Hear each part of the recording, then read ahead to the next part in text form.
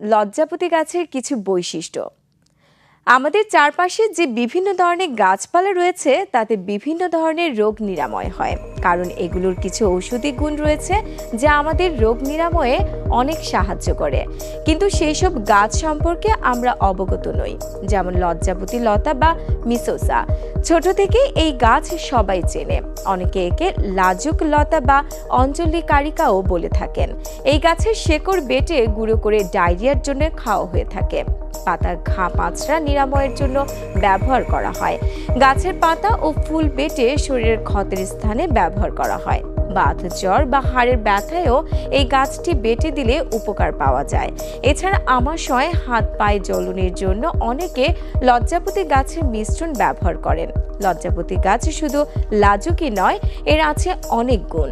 তাই আজ আমরা জানবো এর উপকারিতা সম্পর্কে। 250-টিরও বেশি ডিজাইন অপশন নিয়ে ওয়ালটন স্মার্ট ফ্রিজ, বোঝে আপনার প্রয়োজন।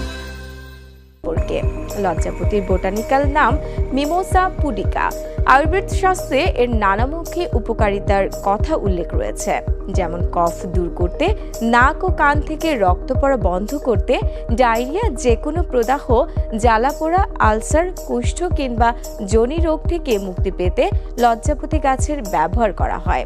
শ্বাসকষ্ট, আলসার, অর্শ বা পাইলস, পেট ফাঁপা, বদহজম, যে কোনো ক্ষত সারাতে এ গাছের রস ভীষণ কাজে দেয়। এসব সমস্যার সমাধান পেতে 5 মিলি পরিমাণ লজ্জাপতি পাতার পেস্ট সেবন করতে পারেন।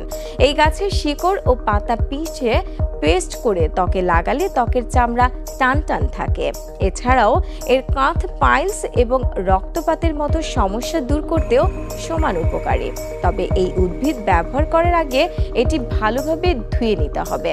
এছাড়াও এটি ব্যবহার করার আগে অবশ্যই একজন বিশেষজ্ঞের সঙ্গে পরামর্শ করা উচিত, কারণ বয়স অনুযায়ী আয়ুর্বেদে এই উদ্ভিদের পরিমাপ নির্ধারণ করা হয়েছে। সকলের জন্য তা সমান নয়।